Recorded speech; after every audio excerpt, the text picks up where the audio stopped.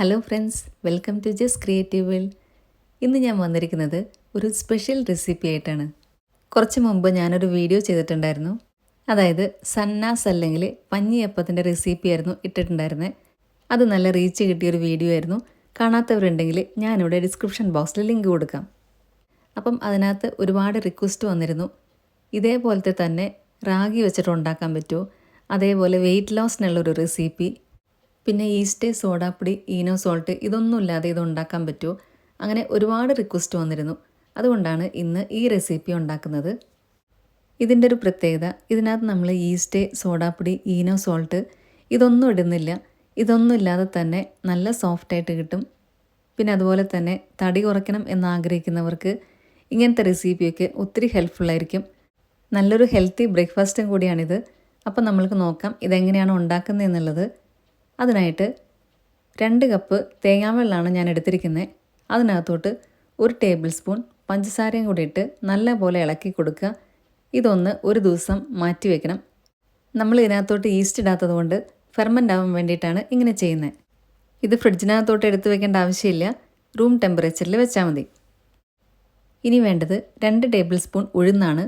ഇത് നല്ലപോലെ കഴുകിയതിന് ശേഷം 2 മണിക്കൂർ വെള്ളത്തിലൊന്ന് കുതിർത്ത് വെക്കണം. ആദ്യമേ തന്നെ ഉഴുന്ന് നല്ലപോലെ കഴുകിയെടുക്കുന്നുണ്ട്.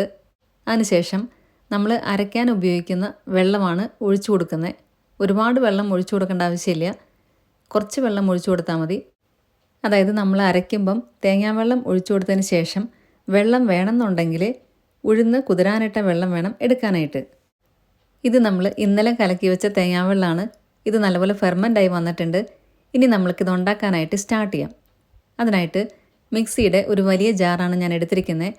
അതിനകത്തോട്ട് ആദ്യമേ ഫെർമെൻ്റ് ആയിട്ടുള്ള തേങ്ങാവെള്ളമാണ് ഒഴിച്ചു കൊടുക്കുന്നത്. അതിനുശേഷം 2 കപ്പ് റാഗി പൊടിയാണ് ഇട്ട് കൊടുക്കുന്നത്. വാങ്ങിക്കുന്ന റാഗിപ്പൊടിയാണ് ഞാൻ ഇട്ട് കൊടുത്തിരിക്കുന്നത്. ഇനി ആവശ്യത്തിന് ഉപ്പും കൂടി ഇട്ട് കൊടുക്കുക. എല്ലാം കൂടെ നന്നായിട്ടൊന്ന് ഇളക്കിയെടുക്കണം. ആദ്യമേ പൊടി ഇട്ട് കൊടുത്തതിന് ശേഷം തേങ്ങാവെള്ളം ഒഴിച്ചു കൊടുത്താൽ ചിലപ്പോൾ അവിടെ ഇവിടെയൊക്കെ കട്ട പിടിക്കാൻ ചാൻസ് ഉണ്ട്. അതുകൊണ്ടാണ് ഇങ്ങനെ ചെയ്യുന്നത്.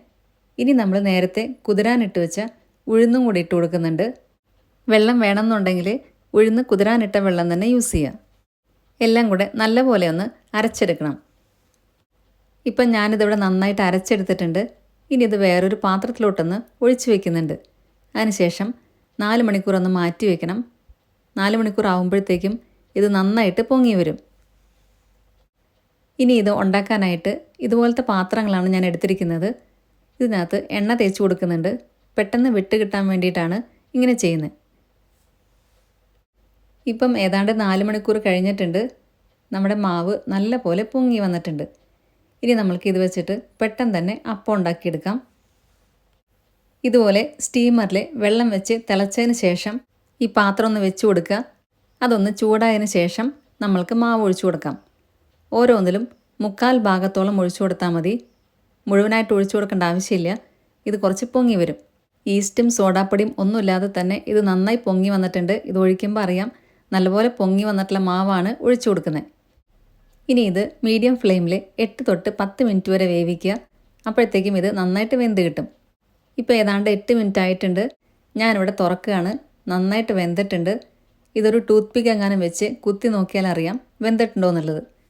ചൂടൊന്ന് ആറിയതിന് ശേഷം വേണം ഇത് എടുക്കാനായിട്ട്. ഇപ്പം ചെറുതായിട്ട് ചൂടേ ഉള്ളൂ. ഇതിൻ്റെ സൈഡ് ഇതുപോലെ കൈ കൊണ്ടോ അല്ലെങ്കിൽ കത്തി കൊണ്ടോ ചെറുതായിട്ടൊന്ന് വിടിവിപ്പിച്ച് കൊടുക്കുക. എന്നിട്ട് കയ്യിലോട്ടൊന്ന് തട്ടിക്കൊടുത്താൽ പെട്ടെന്ന് അതങ്ങ് വിട്ട് കിട്ടും. ഇത്രയേ ഉള്ളൂ, നമ്മളുടെ ടേസ്റ്റി ആയിട്ടുള്ള വെയിറ്റ് ലോസ് ബ്രേക്ക്ഫാസ്റ്റ് റെഡി ആയിട്ടുണ്ട്. അതുപോലെ തന്നെ ഈസ്റ്റും സോഡാപ്പൊടിയും ഈനോ സോൾട്ടും ഒന്നും ഇല്ലാത്ത ബ്രേക്ക്ഫാസ്റ്റാണ്. ഞാൻ നേരത്തെ പറഞ്ഞ പോലെ തടി കുറയ്ക്കാൻ ആഗ്രഹിക്കുന്നവർക്കും ഡയബറ്റിക് പേഷ്യൻസിനൊക്കെ റാഗി വെച്ചിട്ടുള്ള റെസിപ്പീസ് ഒത്തിരി നല്ലതാണ്. ഇതിൻ്റെ ഉൾഭാഗം കണ്ടാലറിയാം ഭയങ്കര സോഫ്റ്റാണ്. ഈസ്റ്റൊന്നും ഇല്ലാതെ തന്നെ നല്ല സോഫ്റ്റായിട്ട് കിട്ടിയിട്ടുണ്ട്. അപ്പം ഈസ്റ്റ് അലർജി ആയിട്ടുള്ള ആൾക്കാർക്കൊക്കെ ഈ മെത്തേഡ് യൂസ് ചെയ്യാം. ഇതിൻ്റെ കൂടെ ചിക്കൻ കറിയോ അല്ലെങ്കിൽ മുട്ടക്കറിയോ ഏത് വേണമെങ്കിൽ കൂട്ടിക്കഴിക്കാം. അപ്പം എല്ലാവർക്കും വീഡിയോ ഇഷ്ടമായി എന്ന് വിചാരിക്കുന്നു. ഇഷ്ടമായിട്ടുണ്ടെങ്കിൽ ഫ്രണ്ട്സിനും റിലേറ്റീവ്സിനൊക്കെ ഷെയർ ചെയ്യാൻ മറക്കരുത്. സബ്സ്ക്രൈബ് കൂടെ ചെയ്യണം. അതിന് സൈഡിലുള്ള ബെല്ലൈക്കണിൽ ഓൾ എന്നുള്ള ഓപ്ഷനൂടെ ക്ലിക്ക് ചെയ്യുക.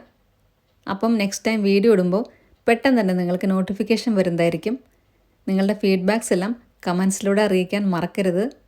നല്ലൊരു വീഡിയോ ആയിട്ട് അടുത്ത് തന്നെ വരുന്നതായിരിക്കും. താങ്ക്